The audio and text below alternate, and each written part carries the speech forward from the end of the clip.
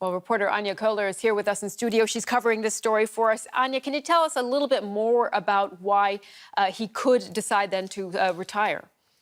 You already said it. It might be age, it might be his health. There are rumors about his health.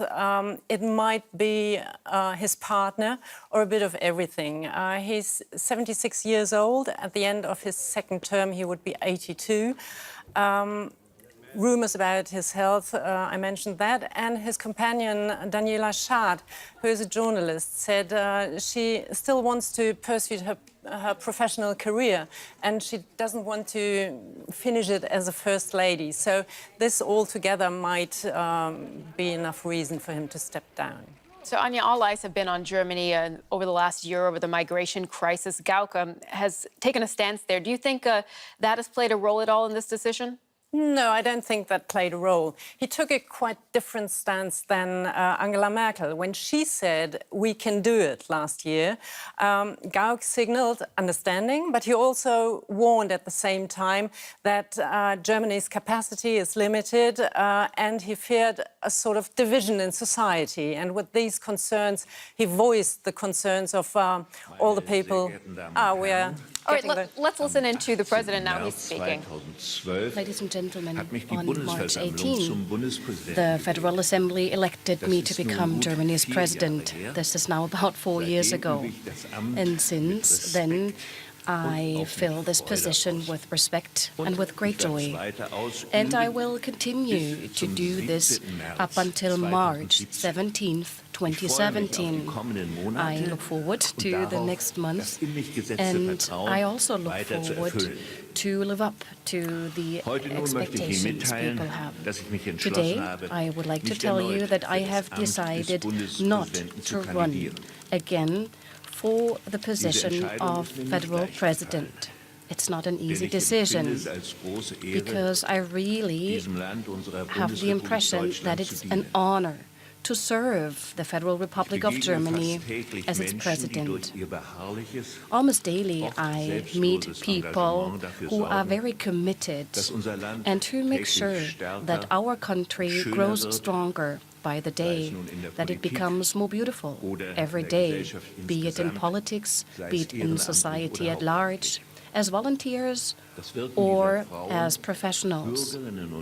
This commitment and the work of all the citizens, men and women, gave me energy again and again and encouraged me.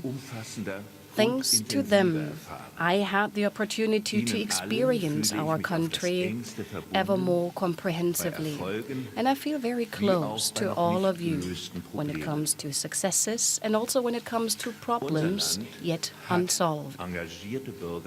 Our country has very committed citizens, and we have well-running institutions. And a change in the position of the federal president is therefore not a reason to be concerned. Rather, it is democratic normalcy, also in challenging, even difficult times. Ladies and gentlemen, I am very grateful that I feel well. And at the same time, of course, I am aware that the age span between 77 and 82 is a different one compared to where I am right now. And when it comes to another term of 5 years, I don't want to simply assume that I have a level of vitality and energy that I cannot guarantee.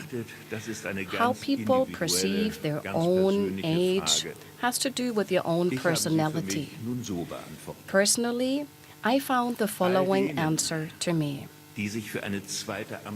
All those who spoke out in favor of a second term, I like to say that the numerous signs of support and encouragement really made me very happy. And I'm very grateful for this. Up until the end of my term of office, I will make sure that I assume all my responsibilities with joy and seriousness. You can be rest assured that up until then, the citizens and the federal president will have numerous opportunities for encounters. And I promise that I will continue to contribute, that we will be able in our country to master the challenges with optimism and with self-confidence. We have numerous reasons to believe in our future. All right, you've been watching President Joachim Gauck there speaking and saying he will not run again for a second term. That means he will leave office in 2017. Anja Koller is following the story for us. Anja, that was an expected decision. Still, what did you make of what President Gauck had to say? Well, I think it's perfectly understandable. As he explained, he's 76. At the end of his second term, he would be 82. These years, they are difficult to anticipate how life is going on then. So I can imagine for him, after this long way, which lies behind him, he's looking forward to a period where he can just enjoy his life with his partner. All right, Anja, we're going to talk a little bit in a moment about what this means for the German government. But first of all, let's take an in-depth look at Joachim Gauck's time in office. All right, just a reminder, Joachim Gauck announcing a short while ago that he will not stand for a second term. Our reporters are covering this story. Anja Koller here in studio, and Fabian von der Mark is standing by for us at Bellevue with more on this.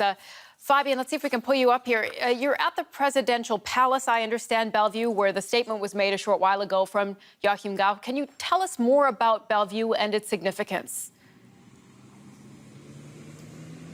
All right, Fabian at Bellevue. Anja, I want to turn to you here in studio. You've also been following this story for us. We saw there some of the stances that Joachim Gauck has taken, some strong stances on various issues. Why, though, is this a significant announcement? I mean, the post of presidency is a largely ceremonial post, isn't it? Yeah, that's right. It's a ceremonial post, but Fabian just mentioned the difficulties to find a candidate, and it is highly unlikely that the two parties of the Grand Coalition will go for one candidate together, because they don't want to give a signal that they might continue their Grand Coalition in 2017.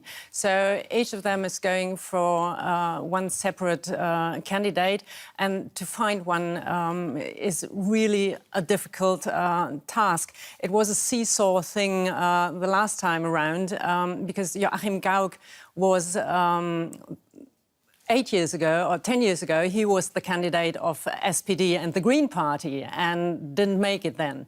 The second time round, he was the candidate of the Conservatives, but Angela Merkel was very reluctant to accept him. In the end, she did. But it is a very, very difficult thing to find a candidate, and then with two partners in a coalition who don't want to stay in that coalition, it's even more difficult. That being said, are there any names in the running at this point?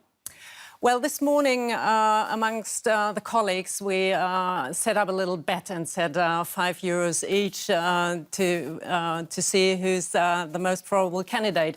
Norbert Lammert is the name we heard most. He's the president of German Bundestag.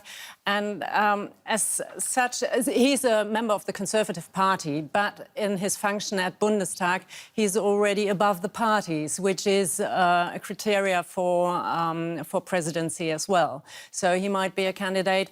German Foreign Minister Steinmeier is supposed to be interested, but I think he will only run if it's a safe thing for him, because he already failed once with the attempt of becoming chancellor. And the third name we hear is Margot Kersmann. She is a pastor after Gauck. This would be the second one. She stepped down as president of the German Protestant Church a few years ago. She's pretty popular, and in addition, she would be a woman for the highest post. All right, Anja, let's pull Fabian von der Mark back, who's standing by for us at Bellevue. Fabian, do you think you could say that Joachim Gauck is a people's president? All right, Fabian Fundermark standing by for us at Bellevue, the presidential palace, where Joachim Gauck announced a short while ago he will not be standing for a second term. And Anja Kohler here with us in studio. Thank you both very much for your insight and analysis. For now, we're going to move on to some other news. At least 14 people, many of them children, have been killed in a bus crash in Turkey. Now, the accident was caught on